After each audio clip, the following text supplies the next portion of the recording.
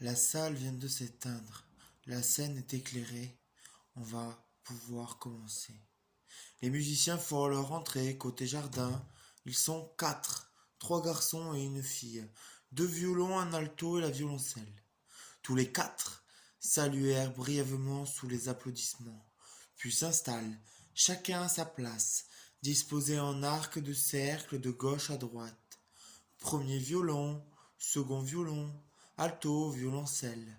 Le premier violon porte une veste de smoking ivoire. Les 2 autres garçons sont en noir. La jeune fille blonde est vêtue d'une longue, ample robe verte. Le premier violon et la violoncelliste sont frères et sœurs. La formation porte leur nom.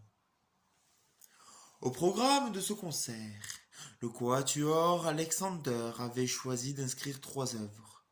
L'opus 20, numéro 6, de Joseph Haydn.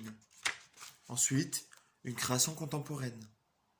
Le 3e quatuor à cordes, opus 12 du compositeur français Paul Cédras. Et pour finir, après l'entracte, le 14e, opus 131 de Beethoven. Paul est dans la salle, en bas, à l'orchestre, au milieu du 8e rang. Personne ne le connaît. Il est discret. On lui fiche la paix. Son cœur bat très fort. L'ambiance est un peu particulière. Cet été, il fait chaud. On est au mois d'août. Le 18 exactement. Le public, dans l'ensemble, plutôt jeune et agité. Grande salle pleine, beaucoup de monde. Pour Paul, c'est une première. Jamais aucune de ses œuvres n'a eu à se mesurer à la très large audience d'un festival d'été, Zurich, 1987.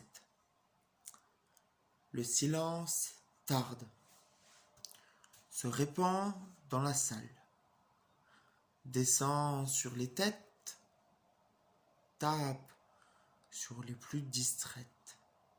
Chacun bientôt se sentiront responsable du silence, pas peu fiers de l'avoir obtenu pour eux, les musiciens. Ça y est, presque. Quelqu'un tousse une dernière fois, plus rien. On va pouvoir y aller.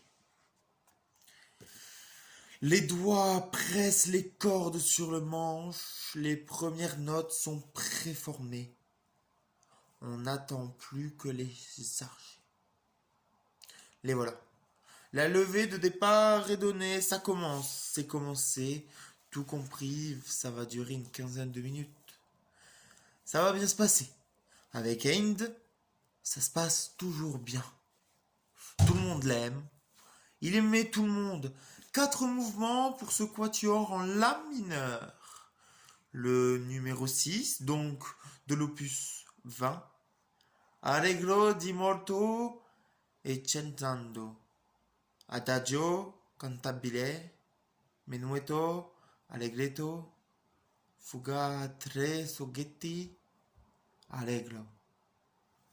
Paul connaissait ce quatuor, il en possédait une excellente version à la maison, ne l'avait pas écouté depuis longtemps, jamais en concert. Il retrouva la rigueur, l'élégance, cette